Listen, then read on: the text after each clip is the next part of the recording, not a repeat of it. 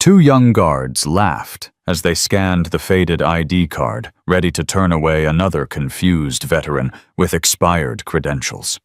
But when that ancient piece of plastic hit their scanner, every alarm in the facility screamed to life. A golden emblem blazed across their screen, something they'd never seen, something that made seasoned officers go pale. The woman standing before them hadn't moved an inch. She didn't need to. Her silence said everything. You have no idea who you just disrespected. Stay with me until the end, and comment what city you're watching from. I want to see how far this story travels. The autumn morning came in cold and clean, the kind that makes you think about second chances and endings all at once. Avery Cross stood at the edge of the parking lot outside the VA medical facility in Fredericksburg, Virginia, watching the early sun burn through the mist that clung to the asphalt like a memory refusing to fade. She was 54 years old, but her posture belonged to someone who'd never forgotten what it meant to stand at attention. Silver hair pulled back in a tight braid, a civilian windbreaker that had seen better days, boots worn smooth but polished to a dull shine, the kind of shine that comes from muscle memory, not vanity.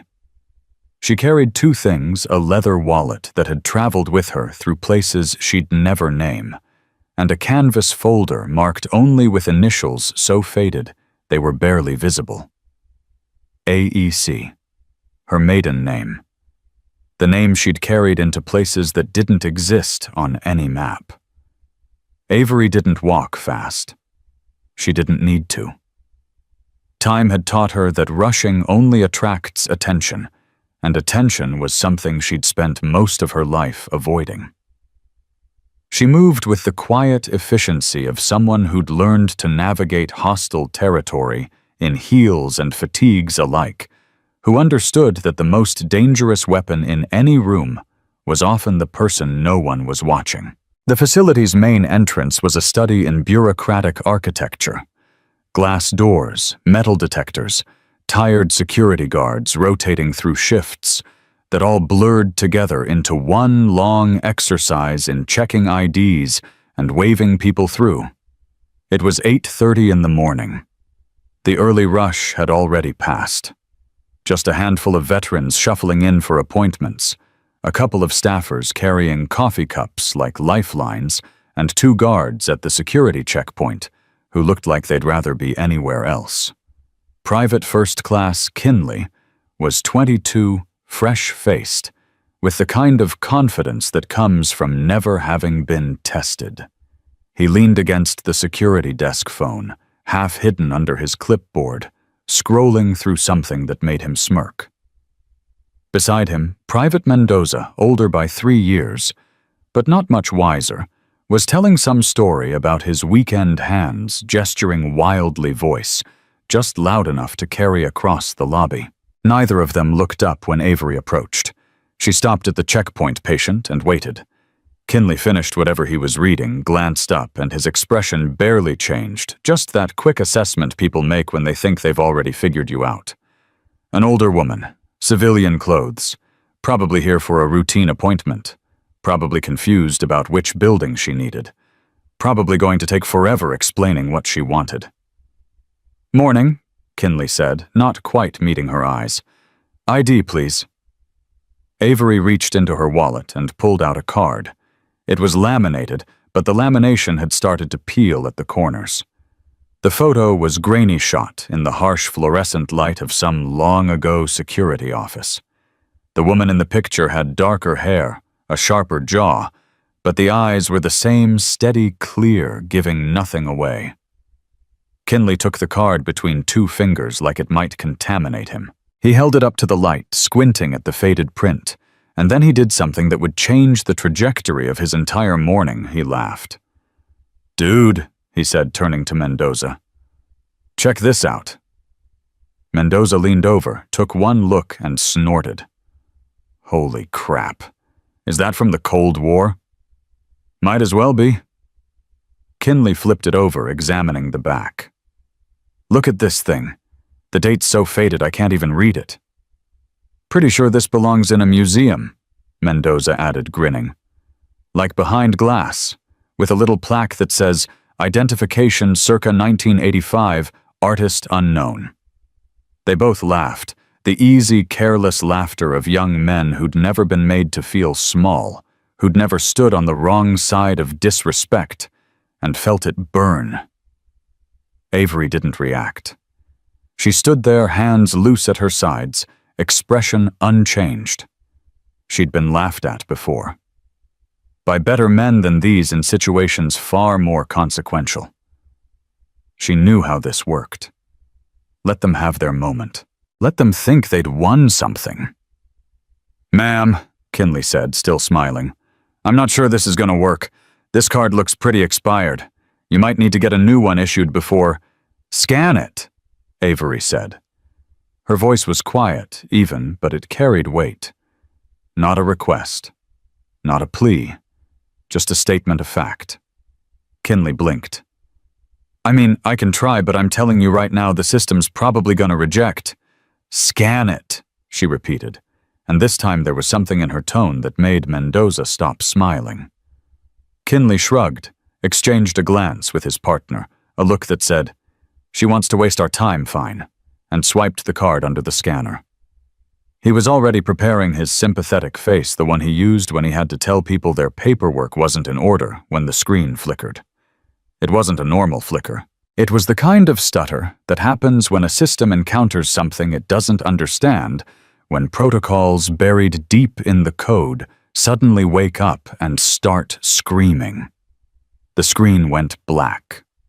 Then slowly a symbol began to materialize, gold against darkness, rotating with the smooth precision of something engineered for gravitas. A black triangle, perfectly equilateral, suspended inside a glowing circle. It turned once, twice, and then locked into position at the center of the screen.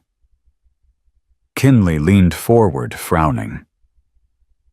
"What the system made a sound, a low, warbling tone that neither guard had ever heard before. Red text appeared below the symbol, letter by letter, like something being typed by invisible hands. Flag, protocol, Alpha 5. Authorized identity detected, clearance level above. Standard verification, do not detain. Stand by for confirmation."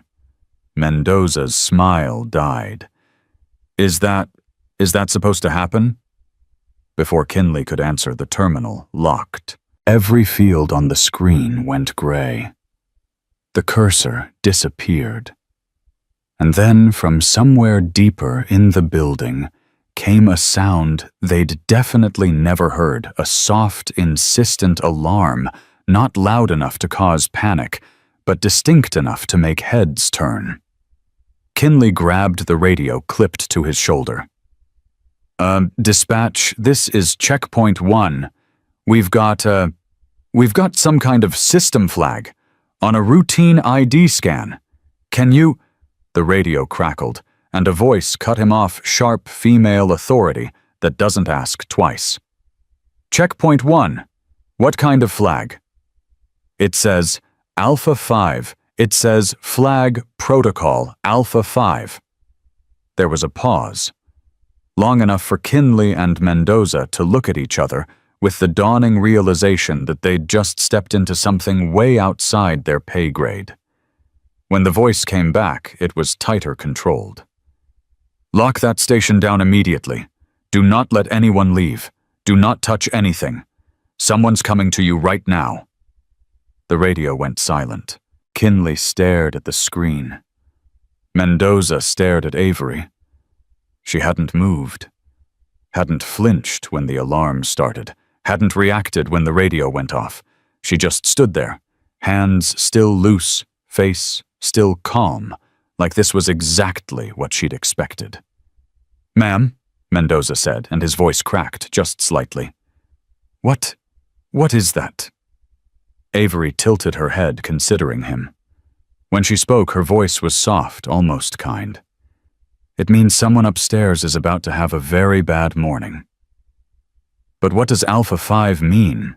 Kinley asked, and now he didn't sound smug anymore. He sounded young. "It means," Avery said quietly, "that I'm not here by accident." Down the hallway they heard it, footsteps, rapid and purposeful. Multiple sets. Then the sound of doors locking, the magnetic hum of security protocols engaging. Through the glass walls of the lobby, staffers stopped mid-conversation, looking around in confusion. Someone at the reception desk picked up a phone, listened, then stood abruptly and walked away with urgent strides. Kinley reached for the ID card, still sitting on the scanner bed. "I should probably—" "Don't touch it," Mendoza hissed. "Didn't you hear lock it down? Don't touch anything." They both stepped back from the terminal like it had become radioactive. Avery waited. She'd spent a lifetime waiting in safe houses, in extraction zones, in briefing rooms, where she wasn't allowed to speak, but had to absorb every word. Waiting was easy. Patience was one of the first things they'd taught her back when she was 23, and thought she understood what sacrifice meant. The footsteps got louder. Closer. Sergeant First Class Delaney rounded the corner like a small, angry storm system. She was 48, built like someone who'd done too many ruck marches to ever stand completely straight again, and her face carried the particular exhaustion of a senior NCO who'd been woken up on her day off and told to fix a problem she didn't create. She took one look at the two guards, pale, wide-eyed, standing well back from the security desk, and then at Avery, and her expression shifted through several emotions in rapid succession: confusion, recognition, calculation, and finally something that might have been respect. "Checkpoint secure," she barked at Mendoza. "Yes, Sergeant." "Good. Both of you step outside this area. Wait by the front desk. Do not talk to anyone. Do not explain anything. Clear?" "Sergeant, we just—" Kinley started. "I said clear private." "Yes, Sergeant." They moved fast, and suddenly the checkpoint area felt very quiet. Just Avery and Delaney with the golden emblem still rotating slowly on the screen between them. Delaney approached the terminal, studied it for a long moment, then looked at Avery.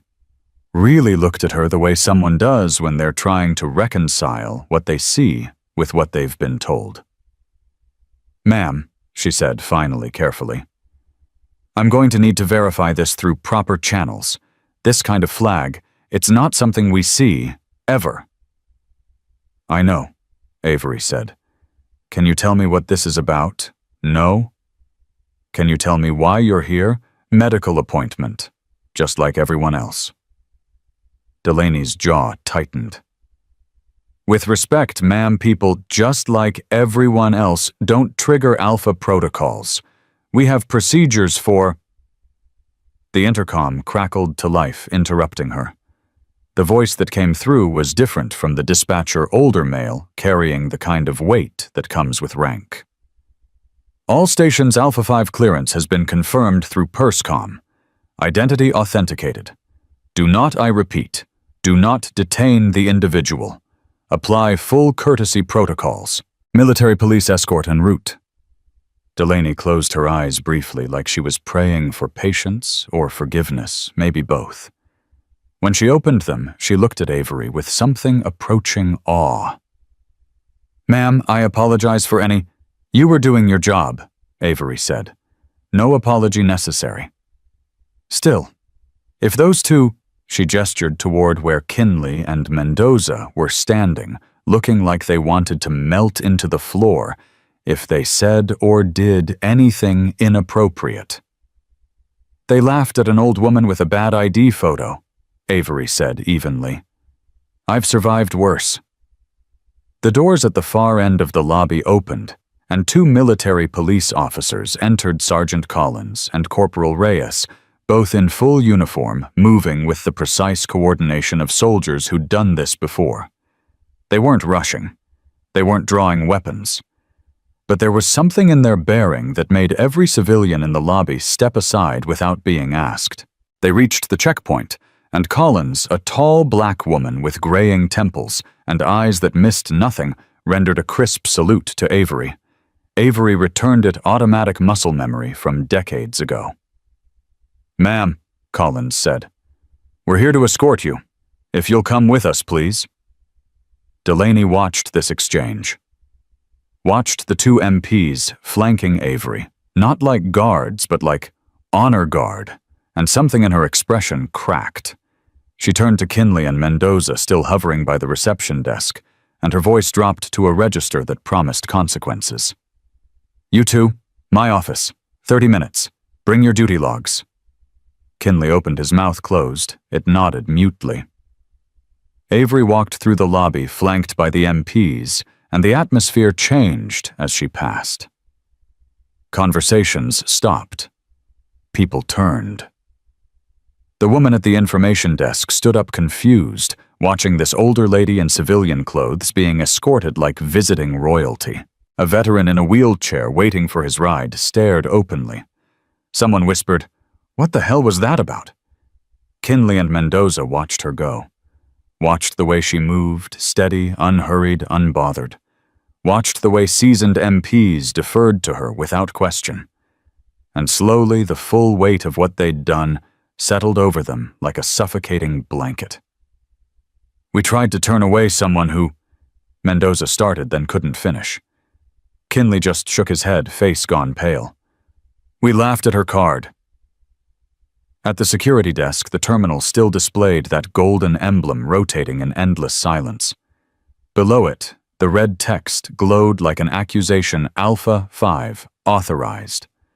And in that moment, in that quiet lobby with autumn sunlight streaming through the windows, two young men learned a lesson that no training manual could have taught them. That respect isn't something you give because someone looks important. It's something you give because you never know who's standing in front of you, or what they've carried or what they've sacrificed, in places you'll never hear about. Avery Cross disappeared through the secure doors at the end of the hallway, flanked by her escorts, leaving behind nothing but questions and the fading echo of alarms.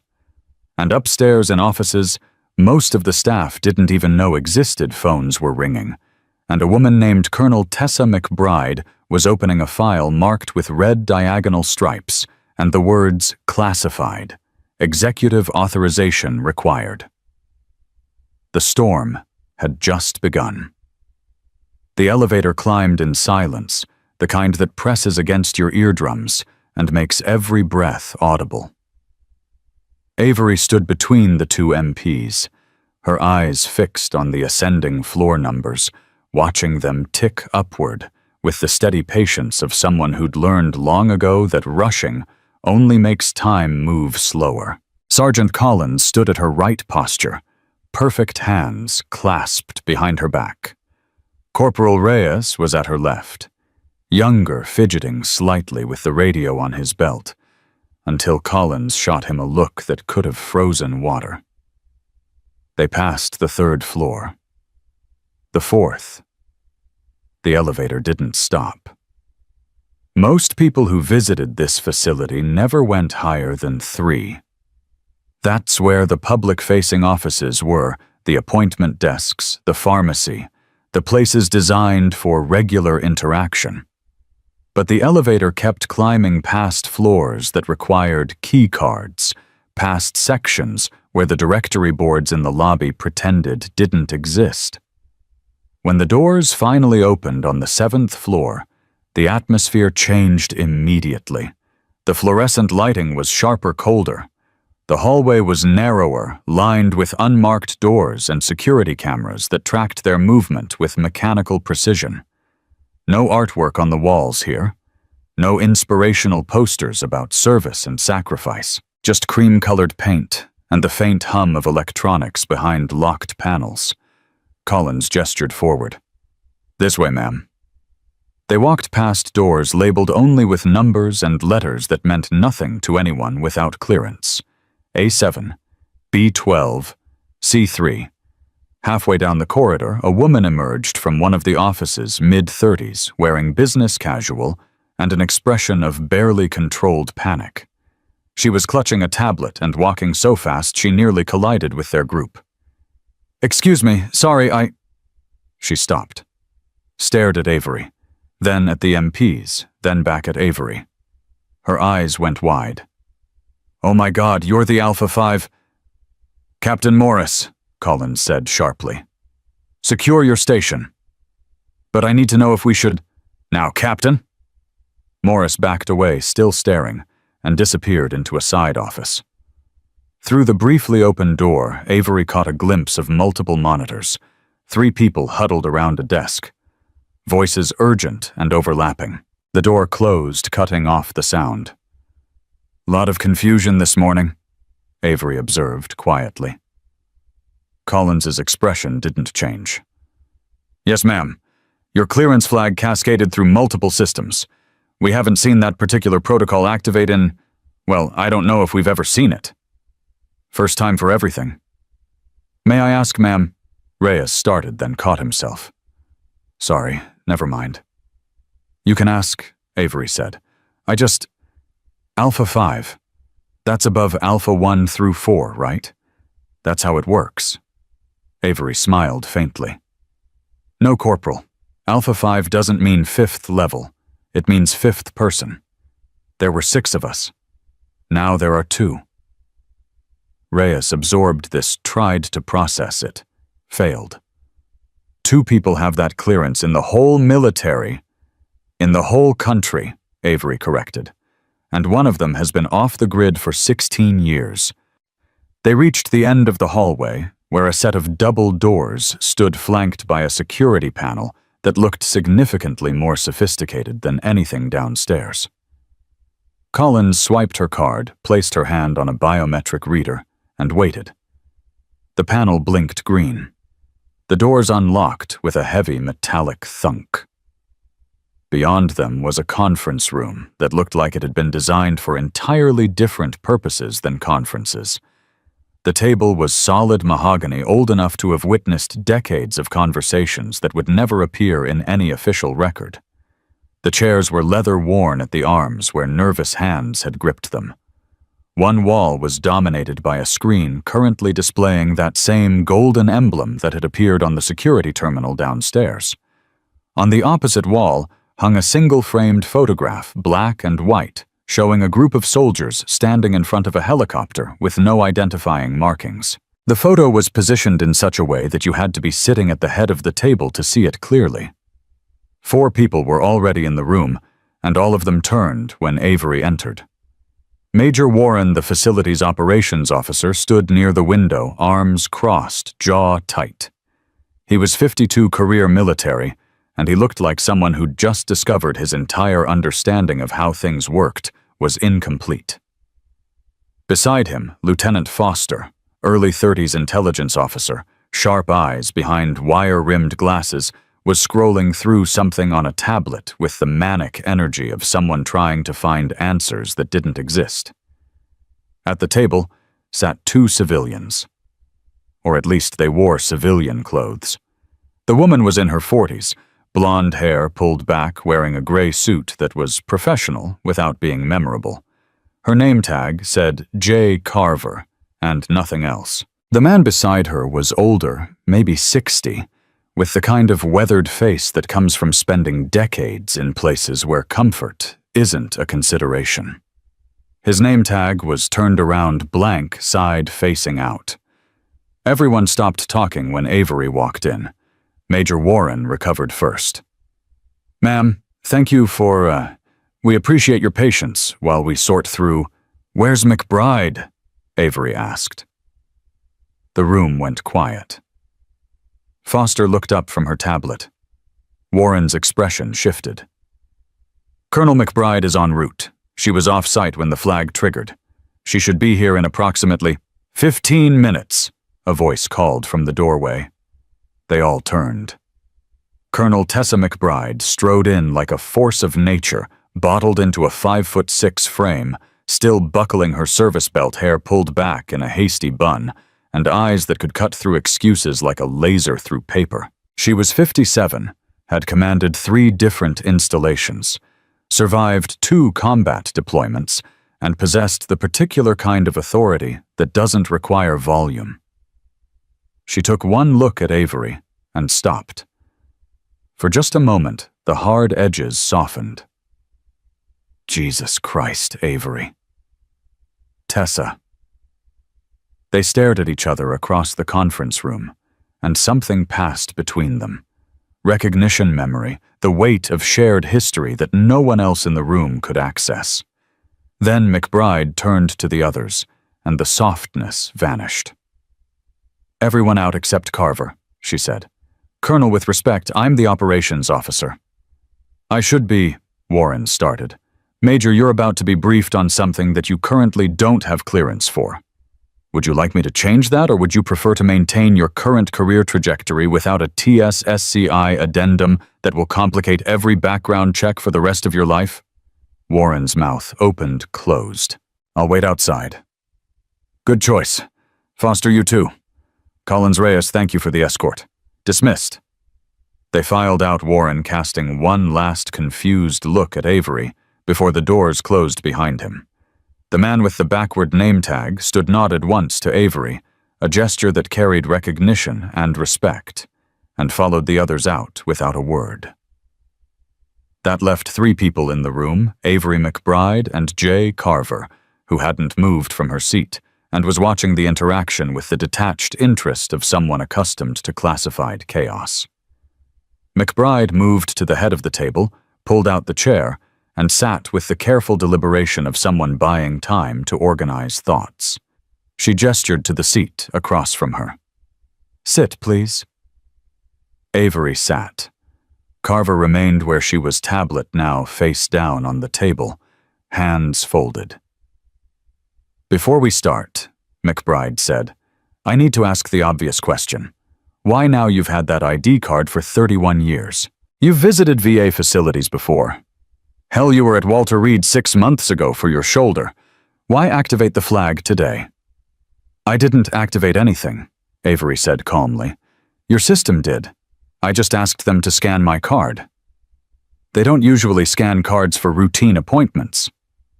They don't usually laugh at someone's ID and call it a museum piece either." McBride's eyebrows rose. "The guards downstairs. 2 kids who thought expired meant irrelevant." "Jesus." McBride rubbed her temples. "Okay, walk me through what happened." Avery told her. The whole thing took less than 3 minutes. The mocking, the laughter, the scan, the alarm. She recounted it without emotion, just facts, but Carver's expression grew progressively darker with each sentence. When Avery finished, McBride turned to Carver. "How bad is this?" "Depends on your definition of bad," Carver said. Her voice was measured accent, vaguely mid-Atlantic, the kind of neutral that came from years of speaking carefully. "From a security standpoint, not terrible. The system worked exactly as designed. From a personnel standpoint, we have 2 junior enlisted who just learned they're not as clever as they thought. From a political standpoint," she paused. "How many people saw the escort? Full lobby," Avery said. "Maybe 20 people. And they saw 2 MPs walk you out with honors." "They saw 2 MPs walk me out, period. I don't know about honors." "If Collins saluted you, it was honors," McBride said. "She doesn't salute civilians unless specifically instructed or protocol demands it." "Then yes, honors." Carver made a note on her tablet. "We'll need to manage the narrative. Can't have people asking questions we can't answer." "What people?" Avery asked. "Veterans wondering why an old woman got VIP treatment they'll forget by lunch. You'd be surprised what people remember," Carver said, "and what they post online when they're confused." McBride leaned forward. "Avery, do you understand why your clearance triggered a facility-wide alert? Because someone probably in your position decided 30 years ago that Alpha 5 credentials should never be scanned without notification up the chain. That's part of it. The other part is that your clearance level is architecturally baked into systems that were designed when we still thought the Soviet Union was the primary threat. Those systems were built with protocols that assume anyone with Alpha 5 access is either in crisis or bringing crisis with them. When you scanned your card, the system interpreted it as a potential emergency, requiring immediate containment and executive notification. So the system panicked. The system did exactly what it was supposed to do. We panicked. Carver cleared her throat. Colonel, if I may. Miss Cross, how much do you remember about the conditions of your clearance? All of it, Avery said. I signed documents saying I understood that my involvement in Operation Echo Zero and related activities was classified at a level that superseded normal TS-SCI protocols. I was told that my clearance would remain active in perpetuity unless formally revoked by executive order or in the event of my death. I was also told that the operation itself would be scrubbed from accessible records, and that any reference to it would be routed through specific channels. Do you know how many people are aware that Echo Zero existed? I know how many people are supposed to be aware. 17 as of my last briefing in 1994-4. But I also know how governments work. Someone always knows more than they're supposed to. Carver smiled thinly. You're not wrong. Current count is 23.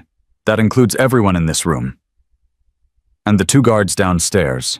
Avery asked. No, absolutely nothing, and it'll stay that way, McBride said. They saw a flag they didn't understand, followed orders, and will be strongly encouraged to forget the entire incident. They won't forget? No. But they'll stop asking questions once they realize asking questions about Alpha protocols is a career-limiting move. There was a knock at the door. McBride called out, Enter. Lieutenant Foster stepped in, tablet clutched to her chest like a shield. Colonel, sorry to interrupt, but PERSCOM is asking for confirmation that the situation is resolved. They want to know if they should expect further flag activity. Tell them situation contained no further activity anticipated, and that I'll file a formal after-action report by end of business. They're also asking for identity confirmation on the Alpha 5. They said protocol requires Foster. McBride's voice dropped to a register that made the lieutenant freeze mid-sentence.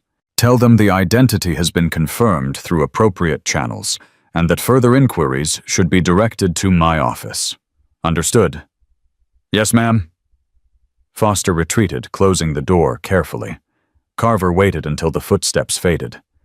You know that's not going to satisfy them. I don't care. PERSCOM has no need to know beyond the flag was legitimate and resolved.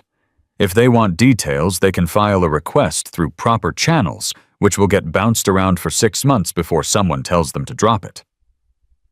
Someone at PERSCOM will eventually figure out who she is, Carver said, gesturing toward Avery.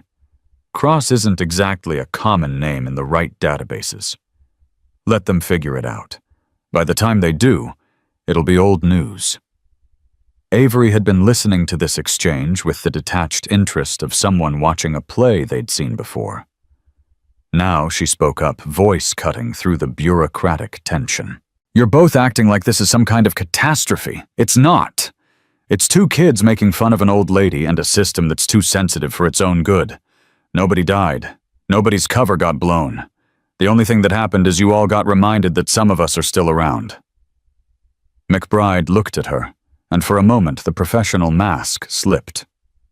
We thought you'd retired that card, that you'd let it expire naturally. It doesn't expire, Tessa. You just said so yourself. Perpetual clearance. That was the deal. The deal was also that you'd stay off the radar, that you'd let the past be the past. I am off the radar. I live in rural Pennsylvania. I drive a pickup truck that's older than most lieutenants. I buy groceries and pay taxes and go to the VA for appointments like every other veteran. I didn't ask for this. I asked them to scan my damn ID so I could get my shoulder looked at. The silence that followed was heavy-weighted with 30 years of history that Carver clearly didn't fully understand, and McBride wished she could forget. Finally, Carver spoke. For what it's worth, Ms. Cross, the system flagging your credentials wasn't a judgment on you. It was a judgment on how seriously we take the work you did. There are exactly 6 people who were ever given Alpha 5 designation. 4 are dead. 1 hasn't been seen since 2009. That makes you incredibly valuable, even if you're just here for a medical appointment. I'm not valuable, Avery said quietly. I'm a reminder. There's a difference. A reminder of what? That some things cost more than anyone wants to admit.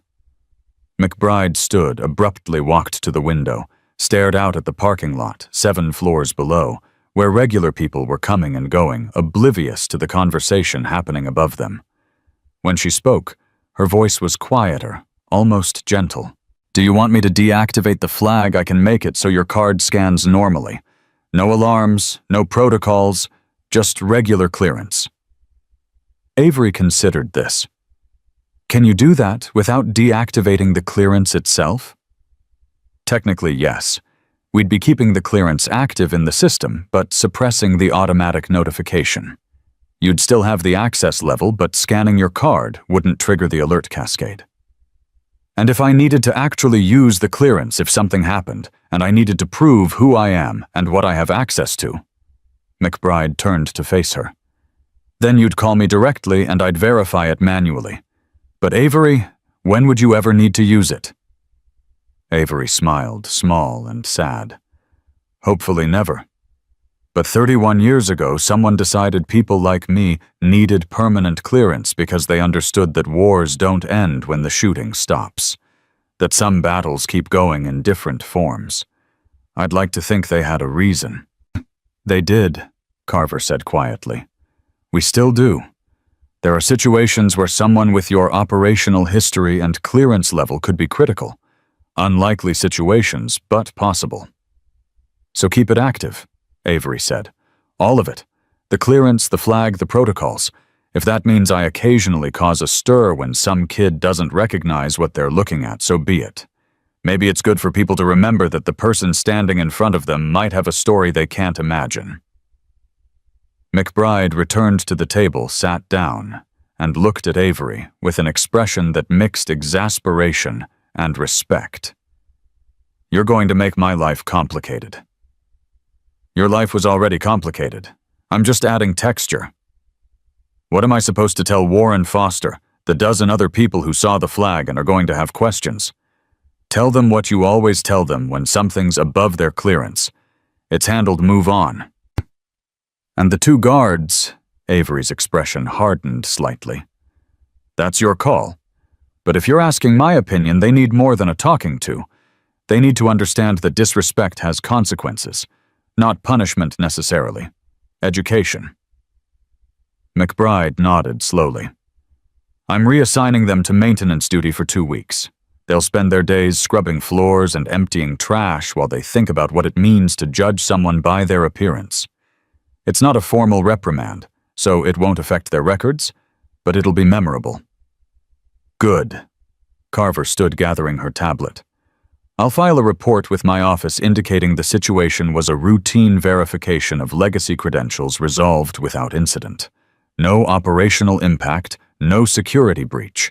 That should satisfy the people who need to be satisfied. Who do you work for exactly? Avery asked. Carver smiled. People who prefer not to be named, but people who remember Echo Zero and want to make sure we don't repeat certain mistakes. We're still making those mistakes, Avery said. Different faces, same patterns? I know. We're trying. Carver left, and then it was just Avery and McBride in the conference room with the golden emblem still rotating on the screen and decades of unspoken history between them. You could have called ahead, McBride said finally. Given me warning. And missed the look on those kids' faces when the alarm went off, not a chance. You're enjoying this. A little, Avery admitted.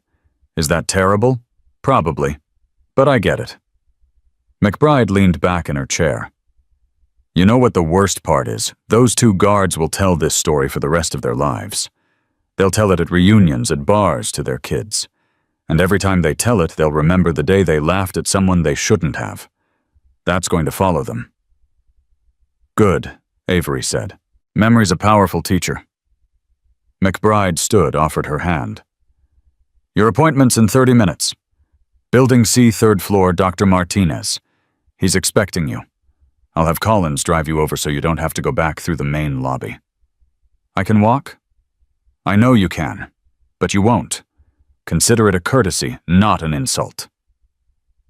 Avery took her hand, shook it. Thanks, Tessa. Don't thank me. Just try not to activate any more protocols, okay? My blood pressure can't take it. They walked to the elevator together, and as the doors closed behind them, the conference room returned to silence. The golden emblem continued to rotate on the screen, a symbol that meant everything and nothing depending on who was looking at it. And in offices throughout the building, people were filing reports and making calls and trying to explain something that couldn't be explained without revealing truths that were supposed to stay buried. Downstairs, in a supply closet that smelled of disinfectant and regret, Private Kinley and Private Mendoza sat on overturned buckets, still in their uniforms, but stripped of their duty belts and radios, waiting for Sergeant Delaney to tell them what came next. Neither of them had spoken in 10 minutes. They didn't need to. They both understood that something fundamental had shifted, that they'd learned a lesson they'd never forget, even if they didn't fully understand it yet. And somewhere on the 7th floor, in a secure file room that required 3 separate authorizations to enter, a clerk pulled a folder marked with red diagonal stripes and added a single new entry to a log that hadn't been updated in 8 years. The entry was simple. Alpha 5 verification completed. Clearance confirmed active. No further action required. The file went back into the cabinet. The cabinet locked. The room went dark. And Avery Cross, 54 years old, with silver hair and worn boots, and a past that officially didn't exist, stepped out into the autumn morning to see a doctor about her shoulder, just like she'd planned. The drive to Building C took less than 5 minutes, but Sergeant Collins drove like she was transporting something fragile and irreplaceable, taking corners with careful precision and checking the mirrors more often than necessary. Avery sat in the passenger seat of the unmarked sedan, watching the facility grounds roll past manicured lawns that someone mowed with military precision, walkways lined with memorial plaques. Nobody stopped to read anymore, the flag snapping in the wind above the main building like it was trying to get someone's attention. Collins hadn't said much since they left the conference room. Just the basics. Building C is where they handle orthopedics and physical therapy. Dr. Martinez is good. Did 2 tours as a combat surgeon before he came stateside. She drove in silence for another minute, then added quietly, "Ma'am, can I ask you something?" "You can ask," Avery said, echoing what she'd told Corporal Reyes earlier. "Doesn't mean I can answer." "That emblem that came up on the screen, the triangle in the circle, what does it mean?" Avery looked at her, at this sergeant who'd served long enough to know that some questions don't have simple answers, but young enough to still think asking them might lead somewhere useful. It means someone decided a long time ago that certain people needed to be remembered in certain ways. That's all. But the Alpha 5 designation means I was 5th, that's all it means. 5th person in a program that needed 6, nothing more complicated than that. Collins, absorbed this, knew she wasn't getting the full story, accepted it. The 2 guards who scanned your card, Kinley and Mendoza, they're good kids. Stupid this morning, but good. I know. You're not mad at them. I was never mad at them, Avery said. Mad would require me to care what they thought. I don't. But they needed to learn something, and sometimes the universe provides teaching moments whether we ask for them or not. Sergeant Delaney's going to make their lives hell for the next 2 weeks. Good. Hell's a decent classroom if you survive it. They pulled up to Building C, a low-slung structure that looked more like a high school than a medical facility, all brick and glass and ramps installed as afterthoughts, when someone remembered that veterans often come with mobility issues. Collins put the car in park, but didn't kill the engine. "Ma'am, Colonel McBride asked me to wait and drive you home after your appointment, if that's acceptable." "It's not necessary." "I know, but I'd feel better."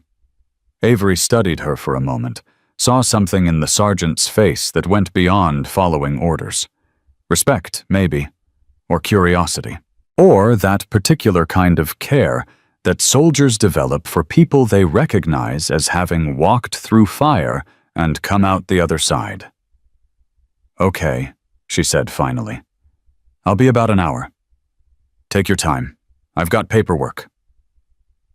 Avery climbed out of the car, felt her shoulder protest immediately that deep ache that started as a dull throb and built into something sharper if she moved wrong and headed toward the entrance.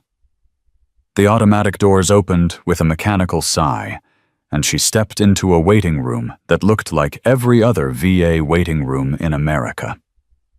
Gray carpet, beige walls, chairs that were comfortable enough to sit in, but not comfortable enough to fall asleep in a television mounted in the corner playing morning news with the sound off. Half a dozen people were already waiting scattered across the seating area, with the strategic spacing of people who'd rather not make small talk. Avery checked in at the desk, a young woman with tired eyes and a name tag that said, Maria, smiled professionally, and asked for her ID. Avery handed over the same card that had caused so much chaos an hour earlier. Maria scanned it, and this time the system simply beeped once and populated her information on the screen without any golden emblems or facility-wide alerts. Someone had clearly adjusted something in the system. Made it quieter. Avery wasn't sure if she was grateful or disappointed. "You're all set, Ms. Cross. Dr. Martinez is running about 10 minutes behind, but he'll call you back soon. You can have a seat." Avery found a chair near the window away from the television and settled in to wait. Waiting was easy. She was good at it. Had spent enough time in her life sitting in rooms like this, different countries, different circumstances, but always the same basic equation of time passing, while you tried not to think too hard about what came next. Across the room, an older man in a Vietnam veteran's cap was reading a paperback with yellowed pages. Beside him, a woman in her 40s scrolled through her phone with the mechanical repetition of someone not really looking at what was on the screen. Near the door, a young guy couldn't be older than 25 sat with his hands clasped between his knees, leg bouncing with nervous energy. Iraq or Afghanistan, Avery guessed. Maybe Syria. Somewhere sandy where the danger came from all directions and trust was a luxury nobody could afford. The television cycled through its programming weather traffic, a segment about a local charity drive, then a brief mention of some political thing happening in Washington that seemed very important to the people talking about it, and completely irrelevant to everyone actually living their lives. Avery watched the silent images flicker past, and thought about how strange it was that the world just kept spinning, regardless of what happened in rooms like the one she'd left upstairs. How people went about their business not knowing that sometimes in buildings exactly like this one, conversations happened that could change everything or nothing depending on which thread you pulled. Avery Cross. She looked up. A man stood in the doorway to the examination room's clipboard in hand, wearing scrubs and a white coat that had seen better days. Dr. Martinez, she assumed. Late 40s Latino, with the kind of calm competence that came from having seen too many injuries to get rattled by much anymore. He smiled when she stood. "Come on back." She followed him down a hallway lined with examination rooms, each one identical to the next. He led her to number 7, gestured to the exam table. "Have a seat. So you're here about shoulder pain?" "Right shoulder. Started about 6 months ago. Gets worse with overhead movement. Previous injury. Dislocated it in 1993. Had surgery. Physical therapy. Thought it was fine." "Surgery where?" "Walter Reed." He made a note. "Okay, let's take a look." He ran through the standard tests range of motion resistance pressure points, his hands gentle but thorough. Avery had been through this enough times to know the routine. She answered his questions with the practiced brevity of someone who understood that doctors needed facts, not stories. "Does this hurt?" He pressed on a specific point. "Yes." "And this, less. What about when I do this?" He rotated her arm in a way that made her shoulder socket feel like someone was scraping bone against bone. "That hurts." "I bet." He stepped back, made more notes. "Looks like you've got some degenerative changes in the joint. Not unusual for someone with your history. The old injury probably accelerated the wear. We can do imaging to confirm, but I'm fairly confident we're looking at some arthritis and possibly a partial tear in the rotator cuff." Treatment options. Physical therapy. Anti-inflammatories, possibly a cortisone injection if the pain gets worse. Surgery's an option too, but I like to exhaust the conservative approaches first. You still active, exercise regularly. "I walk, some light weights, nothing extreme." "Okay, let's start with PT and see where we are in 6 weeks. If it's not improving, we'll talk about next steps." He pulled out a prescription pad, started writing. "I'm referring you to our physical therapy department. They'll call you to schedule. In the meantime, ice it when it's inflamed heat, when it's stiff, and try not to lift anything heavy over your head." That's it. He looked up from his writing. "Were you expecting something more dramatic?" "No.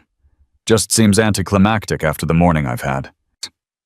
Something in his expression shifted just slightly, just enough to tell her that he'd heard something. Maybe not details, but whispers. The way information travels through a facility like this, carried on the informal network of people who know people who heard things. "You're the Alpha 5, he said. It wasn't a question. "Word travels fast." "Not that fast. I got a call from Colonel McBride about 40 minutes ago. She wanted to make sure you were seen promptly and with appropriate respect."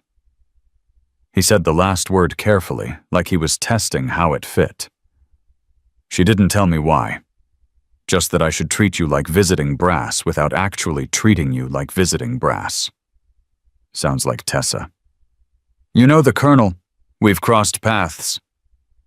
He studied her for a moment, this doctor who'd seen enough soldiers to recognize one even when they weren't in uniform anymore. "Whatever you did, whatever that clearance means, it must have been important." "It was necessary," Avery said. "Important and necessary aren't always the same thing." "No, I suppose they're not." He handed her the prescriptions, the referral paperwork. "Take care of that shoulder. And Ms. Cross, thank you, for whatever it was." "I didn't do it for thanks." "I know. That's why I'm giving them anyway." She left the exam room and made her way back through the building past the waiting room, where new patients had replaced the old ones in the eternal cycle of people needing help and people trying to provide it. Outside, Sergeant Collins was leaning against the sedan, scrolling through her phone with the bored patience of someone accustomed to waiting. She looked up when Avery emerged. "All good. All good. Just getting old. Aren't we all?" Collins opened the passenger door. "Where to home?" "You don't have to drive me home. I can call a cab." Ma'am, with respect, Colonel McBride would have my ass if I let you call a cab. And frankly, I'm curious. You live far? About 40 minutes. Rural route outside Mercersburg. I've never been out that way. It's quiet. That's the point. They drove out of the facility grounds past the security checkpoint where Kinley and Mendoza were conspicuously absent, replaced by two different guards who waved them through without question. The road opened up beyond the gates, transitioning from the manicured institutional landscape to regular Pennsylvania countryside, rolling hills farms, separated by stone walls that had been standing since before anyone currently alive was born. Houses set back from the road like they were trying to maintain a respectful distance from modernity. Collins drove in silence for a while, then said, "Can I ask what you did before? You can ask. But you won't tell me." "I can't tell you. There's a difference." "Right. Clearance." Collins drummed her fingers on the steering wheel. "I've been in for 14 years. I've seen a lot of weird stuff, but I've never seen anything like what happened this morning. That emblem on the screen, the way everyone just froze. It was like someone had invoked a ghost." "Maybe they did." "Are you a ghost, Ms. Cross?" Avery smiled faintly. "Some days it feels like it. Most of the people who knew what I did are dead or retired or have convinced themselves they never knew in the first place. The work I did doesn't exist in any official record. The places I went aren't on maps. The things I saw aren't in history books. So yeah, I guess I'm a kind of ghost. The living kind." "That sounds lonely." "It is what it is." They drove past a farmhouse with a hand-painted sign advertising fresh eggs and honey, past a church with a cemetery that sprawled up a hillside, like generations climbing toward something they'd been promised. The landscape grew more rural, the houses farther apart, the trees thicker. This was the kind of country where people minded their own business and expected you to do the same, where privacy wasn't a luxury, but a requirement. "Take the next left," Avery said. "Then about 3 miles up." Collins turned onto a narrower road, paved but barely with gravel shoulders and no center line. The trees closed in overhead, creating a tunnel of autumn-color reds and golds, and that particular shade of orange that only happens in October. They passed a mailbox with no name on it, just a number. Then another. Then a dirt driveway that curved away into the woods. "Here," Avery said. Collins turned in. The driveway was longer than expected, winding through trees and over a small wooden bridge that spanned a creek barely wider than the car. Eventually, the trees opened up into a clearing, and there sat a small house, single-story, white, clapboard siding, green metal roof, a porch that wrapped around 2 sides. It looked like something from a different era. Well-maintained, but deliberately simple, the kind of place that suggested whoever lived there preferred function over fashion. An old pickup truck sat in the driveway, forest green, probably from the late 90s, based on the body style. A woodpile stood stacked against the side of the house, neatly arranged under a tarp. A bird feeder hung from a tree branch, empty at the moment, but clearly used regularly based on the scatter of seed hulls below it. Collins put the car in park, killed the engine, and looked around. "This is nice. Peaceful." "That's the idea." Avery reached for the door handle, then paused. "Thank you for the ride, and for this morning. You handled it well." "I just followed orders." "No. You showed respect without being told to. That's different." Collins seemed uncertain how to respond to this, so she just nodded. Avery climbed out, closed the door, and was halfway to the porch when Collins called out, "Ms. Cross." She turned back. "Whatever you did, whatever that clearance means, I hope it was worth it." Avery thought about this. Thought about all the missions that didn't have names, all the decisions made in rooms where the wrong choice meant people died, and the right choice meant people died differently. Thought about the years spent being someone else in places where being yourself would get you killed. Thought about coming home to silence and living with ghosts, and trying to figure out what normal looked like when you'd spent so long pretending normal was something it wasn't. "Ask me again in another 30 years, she said finally. "Maybe I'll have an answer by then." She went inside, and Colin sat in the driveway for another minute, staring at the house, at this woman's carefully constructed sanctuary of quiet, before starting the engine and heading back down the long driveway toward whatever came next.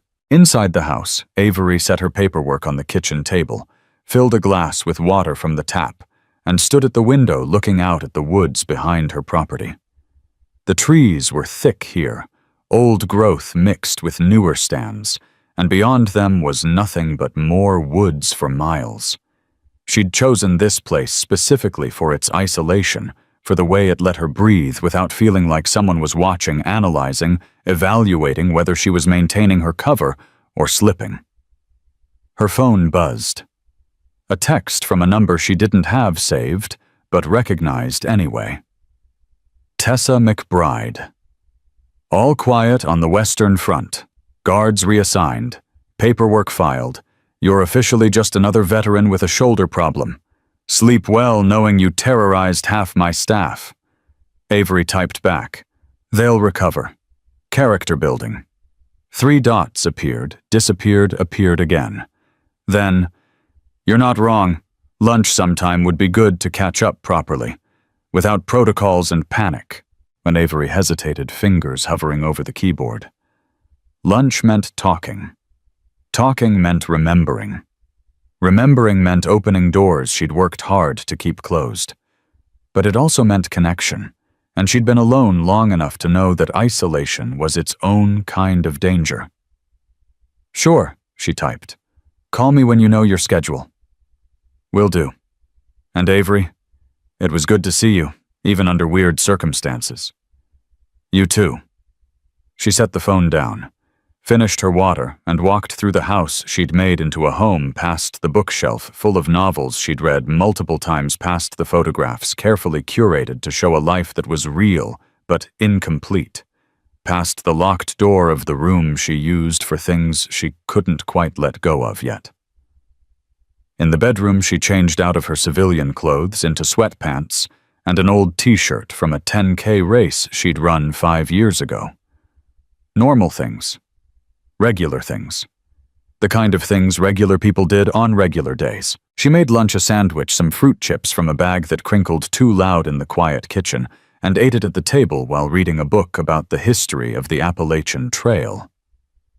When she finished, she washed the dishes by hand, even though she had a dishwasher, because the routine was soothing, and she needed soothing after a morning that had been anything but routine. Around 2 in the afternoon, her shoulder started aching again, that deep, persistent throb that Dr. Martinez had promised would get worse before the physical therapy made it better. She took 2 ibuprofen, filled an ice pack, and settled on the couch with it pressed against the joint, the cold seeping through the thin fabric of her shirt and into the inflammation beneath. The book lay open on her lap, but she wasn't reading anymore. She was thinking about 2 young guards who'd laughed at something they didn't understand and learned a lesson they'd carry forever, about a colonel who remembered when things were different and carried the weight of those memories in every decision, about a system that had been designed to protect something important and still worked even decades later, even when the people who built it were long gone.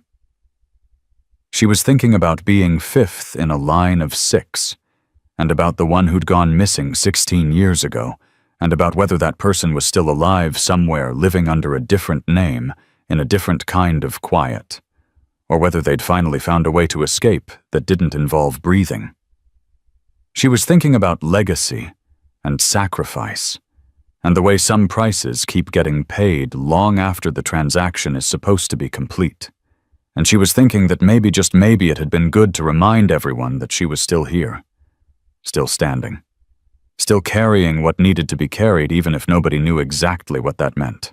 Outside, the afternoon light shifted through the trees, painting patterns on the porch that would change and fade and disappear by evening. A crow called from somewhere in the woods, harsh and insistent.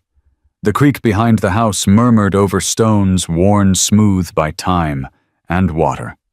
And Avery Cross Alpha 5, the ghost, who wasn't quite a ghost, sat in her quiet house and let the ice do its work, while the world spun on, mostly unaware and entirely unchanged by what had happened that morning in a VA facility 40 minutes away. Mostly, but not completely, because somewhere in offices and break rooms and parking lots, people were talking, asking questions, sharing stories about the woman with the ancient ID card who'd triggered alarms nobody knew existed. And those stories would spread the way. Stories do, mutating slightly with each telling, but maintaining their essential truth that respect matters, that assumptions are dangerous, and that sometimes the people you dismiss are the ones who earned the right to be taken seriously a long time ago. The ice pack grew warm against her shoulder. Avery shifted it, resettled, and finally started reading again, letting someone else's words carry her away from her own thoughts for a while. It had been a strange morning, but it was shaping up to be a perfectly ordinary afternoon, which was exactly what she'd been hoping for when she'd decided weeks ago to make that appointment. Sometimes ordinary was the greatest luxury of all. The ordinary afternoon didn't last as long as Avery had hoped.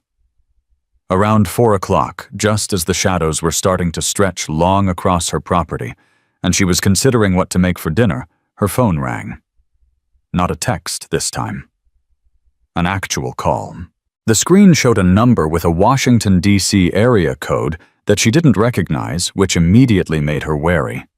She let it ring twice more while she decided whether answering was worth the potential complication, then picked up. Hello. Ms. Cross, this is Deputy Director Holland from the Office of Personnel Management Security Service.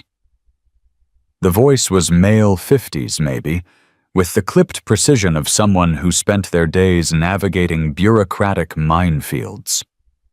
I apologize for the intrusion, but we need to discuss this morning's incident at the Fredericksburg VA facility. Avery closed her book, set it aside, and stood up, ice pack sliding off her shoulder onto the couch. What about it? The system flag that was triggered when you presented your credentials. We've received multiple inquiries from various offices trying to understand the nature of the clearance level involved. I'm calling to verify some information and to determine whether we need to conduct a formal review of your active status. My active status was confirmed this morning by Colonel McBride and authenticated through PersCom. That should be sufficient. Under normal circumstances, yes, but Alpha 5 isn't a normal clearance level, Ms. Cross. In fact, according to our current database, it shouldn't exist at all. The program it was associated with was decommissioned in 1996. Then your database is incomplete. There was a pause, the kind that suggested Holland was recalibrating his approach. I understand you may not be at liberty to discuss the specifics of your previous assignment, but I need to establish some basic facts. Can you confirm that you were part of Operation Echo Zero? I can't confirm or deny anything about operations that may or may not be classified. Ms. Cross, I have appropriate clearance for this conversation. Do you? What's your clearance level? Another pause. TSSCI, with special access to legacy programs. Then you should know that Echo Zero required clearance above TSSCI, which means even if I wanted to discuss it, I couldn't. Not with you. Not on an unsecured phone line. Not without written authorization from someone significantly higher up the chain than a deputy director. She could hear him breathing, could picture him sitting in some office surrounded by file folders and computer monitors trying to figure out how to handle someone who knew the rules better than he did. "I'm not trying to compromise operational security," he said finally. "I'm trying to understand why a civilian is carrying active credentials that trigger facility-wide alerts." "I'm not a civilian. I'm a veteran with specialized clearance that was granted under specific conditions that apparently nobody bothered to properly document when they updated their systems. That's not my problem. That's yours. With respect, it becomes your problem if we determine that your clearance needs to be reviewed or revoked." Avery walked to the window, looked out at the woods, and felt that old familiar tension settling into her spine, the awareness that she was being threatened, however politely, and that she needed to decide how to respond. She could cooperate, be diplomatic, make this easier for everyone. Or she could remind this deputy director that some doors once opened revealed things people weren't prepared to see. "Deputy Director Holland," she said, her voice dropping into a register she hadn't used in years, the one that came from a different version of herself. "If you attempt to review or revoke my clearance without proper authorization, you will trigger protocols that involve people you don't want to talk to. People who will ask why you're digging into programs that were classified at executive level. People who will wonder if you're curious or compromised. Do you understand what I'm telling you?" The silence on the other end of the line lasted longer this time. When Holland spoke again, his voice had lost some of its bureaucratic confidence. "Are you threatening me? I'm educating you. There's a reason my clearance has remained active for 31 years. There's a reason it triggers alerts. There's a reason people like Colonel McBride know better than to ask questions they don't need answers to. You should take their example." "I have superiors who expect answers, Ms. Cross." "Then tell them the truth. Tell them you called someone with Alpha 5 clearance, and that person reminded you that Alpha 5 exists outside normal channels for reasons that remain classified. Tell them that attempting to dig deeper will require authorization from someone at the executive level, and that by the time they get that authorization, they'll have attracted attention from agencies that prefer not to be noticed. Tell them it's better to mark this as resolved and move on. And if they don't accept that, then they'll learn the same lesson those two guards learned this morning. Some things aren't worth the trouble of investigating." Holland was quiet for a moment, and she could hear papers rustling, a keyboard clicking. "You're very confident for someone who's been out of the game for decades." "I'm confident because I know what I signed, and I know what I'm still bound to, and I know that the people who set this system up weren't idiots. They understood that some operations have long-tail implications. They built protection into the structure. You're running into that protection right now." "Who do you report to, Ms. Cross?" "Nobody unless activated, which I haven't been. Which means I'm just a veteran with a shoulder problem who happened to scan an old ID card and reminded everyone that paperwork matters." More rustling, more keyboard sounds, then a long exhale. "Fine. I'll file a report indicating that your clearance was verified through appropriate channels and that no further action is warranted at this time. But Ms. Cross, if you trigger this kind of alert again, I can't promise the response will be this measured." "Then it's a good thing I don't plan on triggering it again. I just want to see my doctor and live my life. That's all." "I hope that's true, for both our sakes." He hung up. Avery stood there with the phone still pressed to her ear, listening to the silence, feeling the adrenaline that had spiked during the conversation starting to fade. She'd handled it. Pushed back just hard enough to make him reconsider without pushing so hard that he felt obligated to escalate. It was a delicate balance, one she'd learned in rooms where the wrong word could end careers or lives, and she was relieved to discover she still knew how to walk that line. She called Tessa McBride. The colonel answered on the second ring. "Let me guess. You got a call from OPM." "Deputy Director Holland. Wanted to discuss my clearance status. Son of a bitch. I specifically told them this was handled. What did he say? That he had superiors who wanted answers. I told him the answers would cause more problems than they'd solve. And he backed down. Said he'd file a report marking it as resolved. But Tessa, this isn't going to stop. Someone's going to keep digging. Someone always does. McBride swore quietly. I know. The problem is that your clearance exists in a database maintained by 3 different agencies, and they don't always talk to each other efficiently. OPM sees a flag they don't recognize and starts asking questions. Defense Intelligence sees the same flag and knows better than to ask. CIA sees it and pretends they never saw anything at all. It's a mess. Can you fix it? Not permanently, but I can make some calls. Remind people that there are things in the system that predate current oversight, and that poking at them doesn't serve anyone's interests. It'll buy you some breathing room. How much? 6 months, maybe a year. Eventually someone new will rotate into one of these positions, and they'll start asking the same questions all over again because nobody briefed them properly. That's how institutions work. Institutional memory only lasts as long as the people carrying it. Avery sat back down on the couch, suddenly tired in a way that had nothing to do with her shoulder. Maybe I should just let them deactivate it, make it easier for everyone.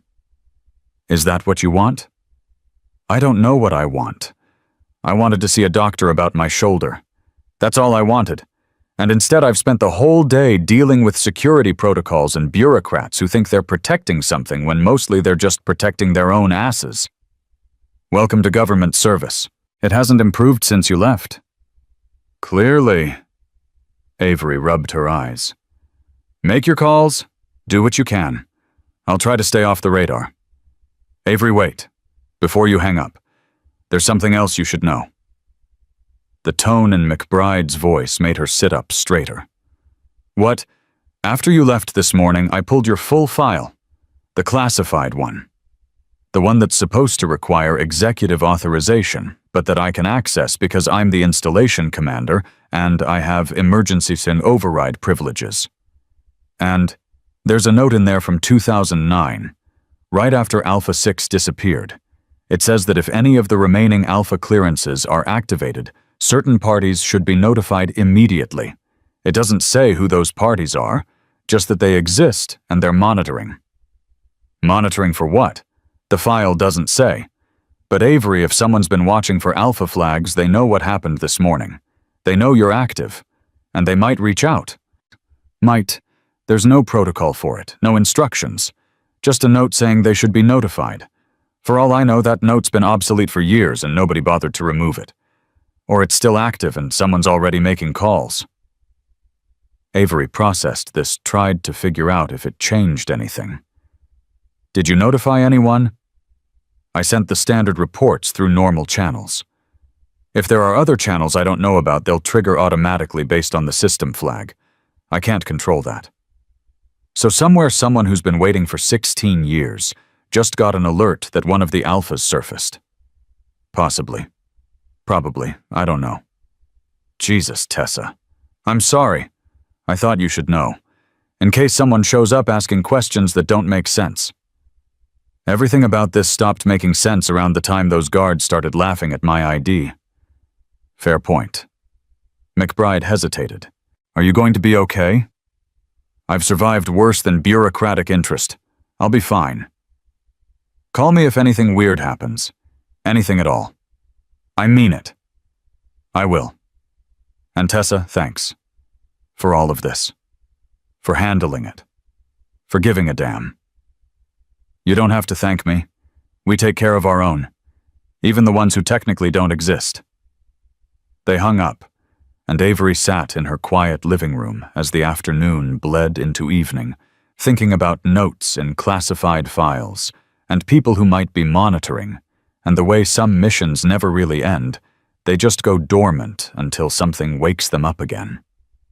She made dinner pasta with vegetables simple and quick, and ate it while listening to the radio, some public station playing jazz that was complicated enough to require attention, but mellow enough not to intrude.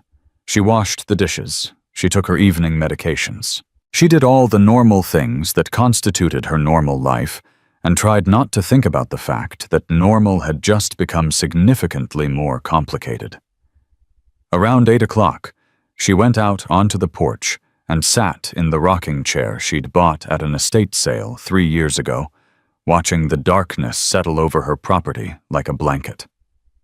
The temperature had dropped with the sun, that sharp autumn cold that promised frost by morning. She pulled a blanket around her shoulders and listened to the sounds of the woods, the rustle of something small moving through the underbrush, the distant hoot of an owl, the creek running its endless course toward whatever came next.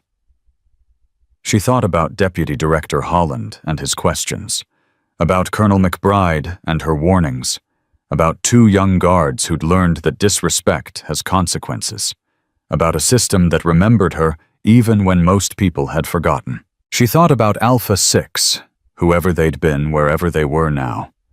Gone for 16 years. Either dead or so deep underground that death would have been simpler. She'd never known them well. The Alphas hadn't operated as a team, more like parallel agents who occasionally intersected in briefing rooms where everything was need to know and nobody needed to know much. But she remembered a face, a voice, the way they'd moved with the same careful precision she'd learned. Remembered thinking that this was someone who understood the cost of what they were doing and did it anyway. She wondered if her scanning that ID card had triggered some alert in whatever hole Alpha 6 had disappeared into. Wondered if they'd see the notification and feel relief that they weren't the last one standing, or fear that their hiding place had just become more visible. She wondered if she'd made a mistake by not just getting a new ID card years ago, by not letting the old one expire naturally, letting that chapter close completely. But she'd kept it because it was real, because everything else about that time in her life had been lies and legends and carefully constructed fictions, and that card with its faded photo and its perpetual clearance was the only tangible proof that it had all actually happened. And maybe she admitted to herself, as she rocked slowly in the chair and watched the stars emerge between the tree branches, maybe she'd kept it because she wasn't ready to be forgotten. Because being a ghost was lonely, and sometimes even ghosts needed to be acknowledged. A car drove past on the main road, headlights sweeping through the trees, then disappeared around a curve. The sound of the engine faded into silence. Everything returned to quiet. Avery stayed on the porch for another hour, wrapped in her blanket, breathing cold air that tasted like autumn and memory. Then she went inside, locked the doors, checked the windows out of habit, even though she'd lived here for 8 years without incident, and went to bed. She dreamed of a briefing room that didn't exist anymore, in a building that had been demolished in 2003, where 6 people sat around a table and listened to a man whose name she'd never learned tell them that what they were about to do would never be acknowledged and could never be discussed and would haunt them for the rest of their lives. She dreamed of saying yes anyway because someone had to, and she'd always been someone who did what needed doing, even when it cost her everything. She woke up at 3 in the morning with her shoulder aching and her mouth dry, lay in the darkness for a while, listening to the house settle around her, then got up and took more ibuprofen, and sat at the kitchen table with a glass of water and the overwhelming certainty that something had shifted, that the careful equilibrium she'd maintained for 3 decades had been disturbed, and that whatever came next would be different from what came before. The clock on the wall ticked steadily, marking time that felt both too fast and too slow. Outside, the darkness was absolute, the kind that only exists far from cities where light pollution doesn't reach. and the sky opens up into infinite black, punctuated by stars. Avery finished her water, washed the glass, and went back to bed. She lay there until dawn, not sleeping, but not quite awake, either existing in that liminal space between rest and vigilance that she'd learned to inhabit in places where closing your eyes completely could get you killed. When the first light finally came pale and gray through her bedroom window, she got up and started her day the way she always did: coffee first, then shower, then deciding what needed to be done and doing it. Normal routine, normal life. As if the previous day had been nothing more than an anomaly, a brief interruption in the steady rhythm of existence. But the phone on her kitchen counter held messages from numbers she didn't recognize, and the laptop she rarely used had emails waiting that she knew she shouldn't open without thinking very carefully about what opening them might mean. And somewhere in offices she couldn't see, and rooms she'd never visit, people were talking about her, making decisions about her, treating her like a problem to be solved, or a resource to be managed, or a ghost that needed to be either exorcised or exploited. She poured her coffee, added cream, and stood at the window, watching the sun burn through the morning mist, turning the woods into something that looked almost magical in the early light. Beautiful and wild, and hers, at least for now, at least, until whatever came next arrived and changed everything again. She'd been here before. In different circumstances, with different stakes, but the fundamental equation was the same. She'd survived by being smarter, more patient, more willing to endure than the people who wanted to use her, or stop her, or make her into something she wasn't. She could do it again. She would do it again, because giving up wasn't in her nature, and because she'd learned a long time ago that sometimes survival was its own form of victory, and because those two young guards had reminded her that she still had something to prove, not to them, but to herself. That she was still here, still standing, still carrying what needed to be carried. And that was enough. For now, that was enough. The coffee was still hot when Avery heard the sound of tires on gravel. She wasn't expecting anyone. The physical therapy office wouldn't call until next week, and the only person who regularly visited was the postal carrier, who came around noon. But it was barely 8 in the morning, and the sound of an engine approaching her house sent a familiar spike of alertness through her system. Not quite alarm, not quite preparation, but something in between that came from years of learning to read situations before they fully developed. She set down her mug and moved to the front window, staying back just enough to see without being obviously visible. A black SUV, unmarked government plates. It rolled to a stop beside her pickup truck, and 2 people got out. The driver was a woman in her 30s, dark suit, sensible shoes, moving with the economical precision of someone who'd done executive protection work. The passenger was older, maybe 60, also in a suit, but with the slightly rumpled quality of someone who prioritized function over form. He carried a leather folder under one arm. Avery watched them approach her porch, saw the way the woman's eyes tracked the property, the woodpile, the windows, the tree line, evaluating threats and exits with professional efficiency. When they reached the door, the man knocked. 3 times firm, but not aggressive. She waited a beat, then another, letting them understand that she wasn't in a hurry.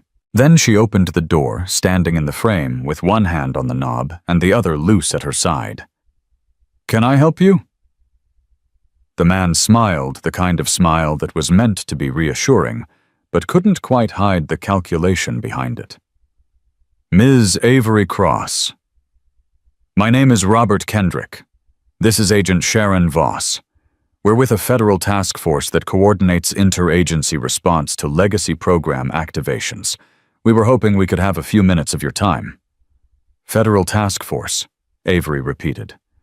"Which agency?" That's complicated. The task force draws from multiple departments: Justice, Defense, State. We're chartered under executive authority to handle situations that fall outside normal bureaucratic channels. And you're here because I scanned my ID card yesterday. That's part of it, yes. Kendrick gestured to the porch. May we come in? This conversation would be better conducted inside. Avery studied them both for a long moment. Voss hadn't spoken yet, but her posture had relaxed slightly enough to suggest she wasn't expecting trouble. Kendrick held her gaze without discomfort, waiting patiently. They could have come in harder with warrants or demands, or the kind of pressure that forced compliance. Instead, they were being polite, which meant they wanted something they couldn't simply take. You can come in, she said, finally stepping back. But keep your hands where I can see them and understand that I'm recording this conversation. We'd expect nothing less, Kendrick said. She led them into her living room, gestured to the couch. They sat. She took the chair across from them, positioned so she could see both the door and the window. Old habits never really forgotten. Voss's eyes tracked these movements, and something in her expression suggested approval. Kendrick set his leather folder on the coffee table, but didn't open it yet.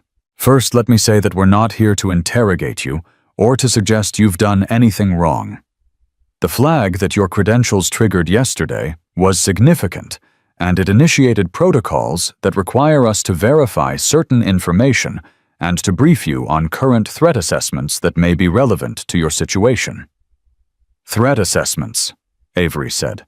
What kind of threats? Before we get to that, I need to confirm some basic facts. You were part of Operation Echo Zero, correct? I can neither confirm nor deny involvement in classified operations. Ms. Cross, I have clearance to discuss Echo Zero. More than that, I'm one of 17 people currently alive who knows it existed. We're not trying to compromise your operational security. We're trying to protect it. Avery leaned back in her chair, folded her arms. Show me your credentials. Kendrick pulled out a wallet, flipped it open. The ID inside was genuine. She'd seen enough fake ones to know the difference, and listed him as a senior liaison officer with something called the Special Access Coordination Office. Voss produced similar credentials. Both had clearance levels that would have made Deputy Director Holland's head spin. Fine, Avery said. Yes, I was part of Echo Zero. What about it? How much do you know about what happened after the operation was concluded? I know we were dispersed to different assignments. I know 4 of the original 6 are dead. I know Alpha 6 disappeared in 2009. Beyond that, I know what I read in newspapers and what I can infer from the world not having ended yet.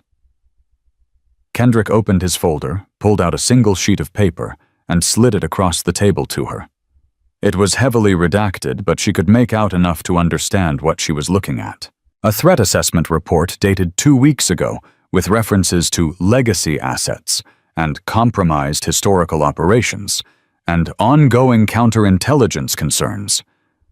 3 months ago, Kendrick said, an analyst at DIA flagged unusual activity in databases related to Cold War-era special access programs. Someone was running searches, very sophisticated searches designed to look like routine maintenance queries, but actually probing for information about specific operations and specific personnel. They were looking for us, Avery said. The Alphas. Not just you. They were looking for anyone connected to operations that were classified above TSSCI during the 1990s. But yes, Echo Zero was on the list. We traced the queries back to a shell account that bounced through servers in 7 countries before going dark. Whoever's behind it knows what they're doing. Voss spoke for the first time, her voice carrying a slight Boston accent. We don't know if this is foreign intelligence domestic extremists or someone with a personal grudge against legacy programs. What we do know is that they're methodical, patient, and extremely well-resourced, and your flag yesterday may have given them exactly what they were looking for. Avery felt something cold settle in her chest. You're saying I compromised myself by scanning my card. Not compromised, Kendrick said quickly, but visible. If they're monitoring the same systems we are, and we have to assume they are, then they know one of the alphas is active. They don't necessarily know which one or where you are, but they know someone triggered a flag in Fredericksburg, Virginia. So what do you want from me? We want you to understand the situation, to be aware that someone might try to make contact. They might pose as researchers, journalists, veterans looking to connect with someone from your era. They might approach you online or in person. They might not approach you at all. They might just watch. And if they do, you contact us immediately. Don't engage. Don't try to determine if they're legitimate. Just contact us. Voss pulled out a business card, set it on the table. It had a phone number and nothing else.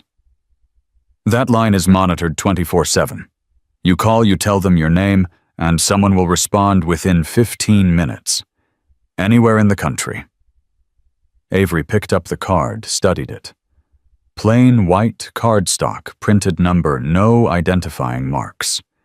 The kind of thing that could be destroyed easily if necessary. You're treating this like I'm in danger. We're treating this like you might be, Kendrick corrected. The reality is, we don't know what these people want. If they're foreign intelligence trying to reconstruct historical operations, they probably just want information. If there's something else, ideologues, revenge seekers, people who think they have scores to settle, then the danger is real. And Alpha 6. Have they been contacted? Kendrick and Voss exchanged a glance. We don't know where Alpha 6 is, Kendrick said carefully. They disappeared completely 16 years ago. No electronic footprint, no financial activity, no communication with former associates. If they're still alive, they've gone to extraordinary lengths to stay hidden. Maybe they had good reason. Maybe. Or maybe they knew something we didn't. Either way, you're the only confirmed active alpha. That makes you both valuable and vulnerable. Avery set the card down on the arm of her chair. I appreciate the warning, but I've been living quietly for 3 decades. I don't advertise my past. I don't attend reunions or give interviews or maintain contact with anyone from that world except Colonel McBride, and that's only because she's impossible to avoid. We understand, but quiet doesn't mean invisible Ms. Cross. Not anymore. The world's changed. Information that used to take months to compile can now be assembled in hours. People who want to find you have tools we couldn't have imagined in the 90s. Then what do you suggest I do? Go into hiding, change my name, pretend I don't exist. No, Voss said. You keep living your life. You stay alert. You vary your routines slightly, not enough to be obvious, just enough to avoid being completely predictable. You trust your instincts. You spent years operating in hostile environments. Those skills don't disappear just because you're not actively using them. And if someone does make contact, if they claim to be legitimate, then you verify through us before you engage. Period. No exceptions. Kendrick leaned forward slightly. Ms. Cross, I know this isn't what you want to hear. I know you came home expecting to leave this behind, but the reality is that some things don't stay behind. They follow us, sometimes for our entire lives. Avery looked at him, at this man who'd clearly seen his share of classified horrors, and was now tasked with managing the aftermath of operations he probably hadn't even known about when they were happening. Are you trying to recruit me? No, we're trying to protect you. There's a difference. Is there? Because it sounds a lot like you're trying to pull me back into something I walked away from. We're asking you to be careful. That's all. To recognize that your visibility has increased, and that increased visibility comes with risk. What you do with that information is entirely up to you. They sat in silence for a moment. the morning light streaming through the windows and painting everything in shades of gold that made the conversation feel surreal. These people in their dark suits with their leather folders and their warnings about threats that might or might not materialize seemed wildly out of place in her small house, with its worn furniture and collection of books about hiking trails. Finally, Avery stood. "Thank you for the warning. I'll be careful. I'll keep that card handy. But I'm not changing my life based on hypothetical threats. I've earned the right to live however I want, and I'm not giving that up because someone's running database queries." Kendrick and Voss stood as well. "We understand," Kendrick said, "and we respect that. Just remember that we're here if you need us. If anything feels wrong, if anyone approaches you with questions that seem too specific, if you notice surveillance, anything at all, you call." "I will." Voss moved toward the door, then paused. "For what it's worth, Ms. Cross, what you did during Echo Zero mattered. It saved lives, created stability in places that desperately needed it. The fact that nobody knows about it doesn't make it less important." "I didn't do it for recognition," Avery said. "I did it because someone asked, and I said yes, and that was that." "Still, it mattered." They left, and Avery stood on her porch watching the black SUV back down her driveway and disappear into the trees. When the sound of the engine faded completely, she went back inside, locked the door, and stood in her living room trying to process what had just happened. The card Voss had given her sat on the chair arm, white against the fabric. A lifeline or a trap, depending on how you looked at it. She picked it up, studied the number, then walked to the kitchen and stuck it to her refrigerator with a magnet shaped like a lighthouse that she'd bought on vacation years ago. Her phone buzzed. A text from Tessa McBride. "Two feds just left my office asking about you. Said they were from some interagency task force. Told them what they probably already knew, and sent them away. You okay?" Avery typed back. "They just left here. Gave me a warning about potential threats. Told me to be careful." "Are you going to be careful?" "I'm always careful. Doesn't mean I'm going to hide." "Good. You've hidden long enough. Time to remind people who you are." Avery smiled at that, at the idea that yesterday's chaos had been some kind of declaration. Maybe it had been. Maybe she'd been hiding not just from threats, but from herself, from the parts of her identity that she'd buried along with her operational history. Maybe scanning that card hadn't been an accident or a moment of defiance, but something deeper, a refusal to be forgotten, to let her story disappear into classified files that nobody would ever read. She made fresh coffee, took it out onto the porch, and sat in her rocking chair as the morning warmed and the world continued its routine business of existing. Birds called from the trees. The creek murmured its endless conversation with the stones. A plane passed overhead too high to see clearly, just a distant rumble heading somewhere important. And Avery Cross, Alpha 5, sat in her quiet sanctuary and thought about visibility and legacy and the way some stories demand to be told, even when telling them is impossible. She thought about two young guards who'd learned that respect isn't optional, that every person carries history. They can't see that assumptions are the beginning of humiliation. She thought about Colonel McBride and her files about Deputy Director Holland and his questions about Kendrick and Voss and their warnings about threats that might be real or might be paranoia disguised as caution. She thought about Alpha 6, wherever they were, and hoped they'd found peace, or at least something approximating it. And she thought about herself, about the choices she'd made, and the prices she'd paid, and the question that had haunted her since the day she'd walked away from it all. Had it been worth it? The answer, she realized, wasn't simple. It couldn't be simple. Because worth was measured in outcomes she'd never see in lives saved that would never know they'd been in danger. Instability so subtle that people mistook it for luck or chance, or the natural order of things. She'd given years of her life to work that would never be acknowledged. She'd lied to people she loved, carried secrets that isolated her, made sacrifices that still ached decades later. She'd done things she wasn't proud of in service of goals she believed in, and she'd lived with the consequences every day since. But she'd done what needed doing. In that moment, with the information she'd had and the options available to her, she'd made the choice she thought was right.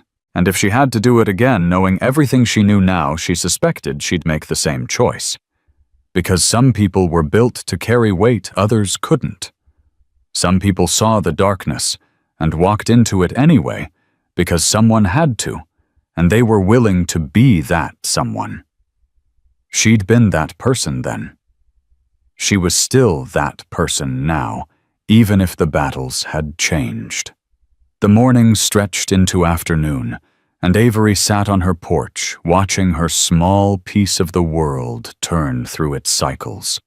She didn't go back inside until the sun was high, and her coffee had gone cold, and her shoulder reminded her that she had physical therapy to schedule, and medications to take, and all the mundane maintenance that came with being human, and aging, and alive. She went inside, called the physical therapy office, made an appointment for the following week. She took her pills. She ate lunch. She read her book about the Appalachian Trail, and thought about maybe hiking a section of it next spring, if her shoulder improved. Normal life. Ordinary existence. The kind of day that billions of people lived without drama, or danger, or federal agents showing up with warnings about database queries. Except she wasn't billions of people. She was Avery Cross. She was Alpha 5. She was a woman who'd walked through fire and come out the other side carrying scars nobody could see and stories nobody would believe. And yesterday she'd reminded everyone, the guards who'd laughed, the bureaucrats who'd panicked, the systems that had remembered that she was still here. Still standing. Still refusing to be dismissed or forgotten or treated as irrelevant. The lesson she'd taught wasn't just for those two young men at the security checkpoint. It was for everyone who'd ever assumed that age meant weakness, that civilian clothes meant civilian mind, that absence from the spotlight meant absence of significance.